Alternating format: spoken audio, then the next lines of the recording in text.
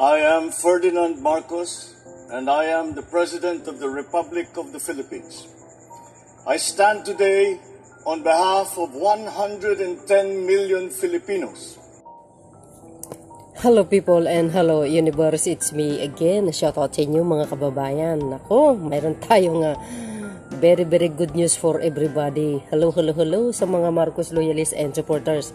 Nakikita nyo guys, itong nakikita ko. Yan po ay puro asin. Nako, alam nyo, dekada na ang Pilipinas. Talagang walang improve pagdating sa salt industry mga kababayan. Pero sabi nga ng lahat at sabi ko din, pag Marcos ang nakaupo, lahat ng kailangan ng bawat mamayang Pilipino pagdating sa sektoral like asin, agri, ay fisheries, sa rice, sibuyas, etc. Lahat po yun nakikita ni Pangulong Marcos, no?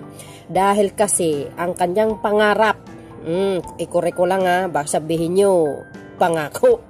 Pangarap po ay mapaganda ang ekonomiya ng bansa at ang mga pangunahing source na pinagkukuhanan ng mga Pilipino sa kanilang araw-araw na pangangailangan katulad ng asin, 'di ba?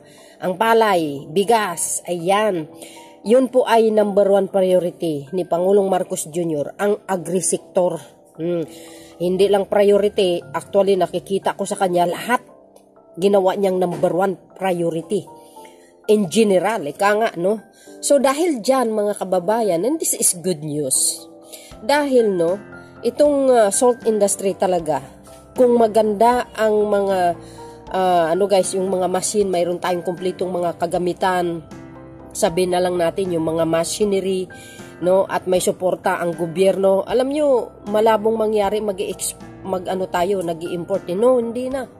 Kundi mag-i-export tayo at pagandahin talaga ang salt industry. Bakit? Ito.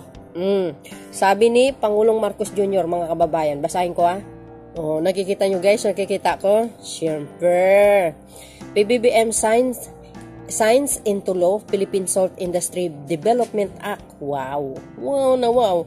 I think if I'm not mistaken guys, si Senator Cynthia Villar ang isa sa mga author niya na. Ito, Republic Act number 11985. In an act strengthening and revitalizing the salt industry in the Philippines, appropriating funds therefore. Wow na wow, mga besh, wow. And of course, malaking katulungan ito sa ating mga magsasaka na asin, guys, Sabi ni PC Ferdinand Marcos Jr. has signed into law the Philippine Salt Industry Development Act which aim to strengthening and revitalize the salt industry in the Philippines as part of the administration efforts to promote rural development and increasing rural income. Tama po yun. Malaking tulong ito sa mga magsasaka at magkikreate din ng maraming trabaho. Ito guys, basahin ko dito ng Tagalog sa isang post na talaga naman in-explain niya, no? See? So congratulations sa ating mga magsasaka and of course for the mamamayang Pilipino na rin.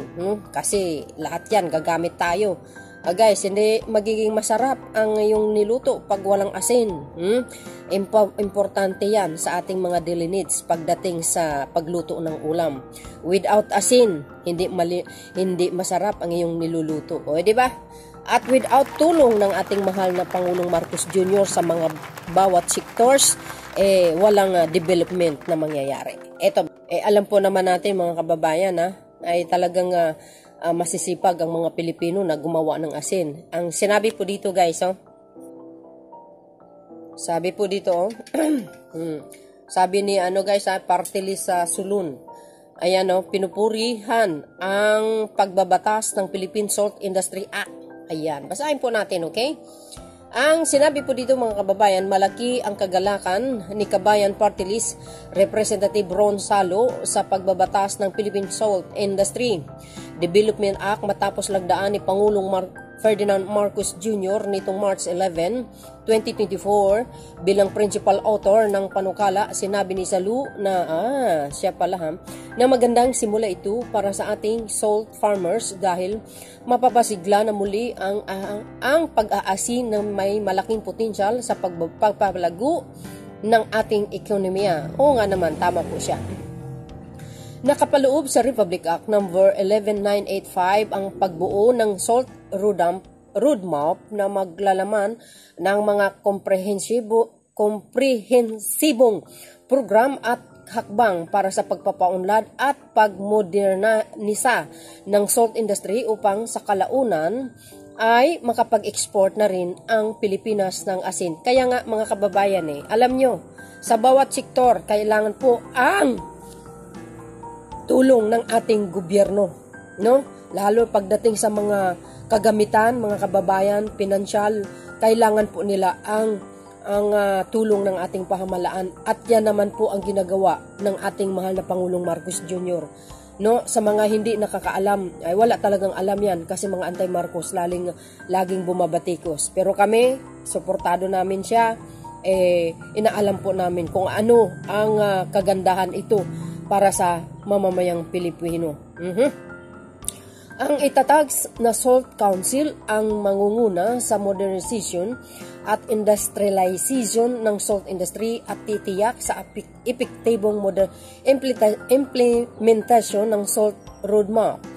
Dahil sa ituturing na priority commodity, ang asin ay exempted na ito sa ilang buwis. Wow, mga besyang!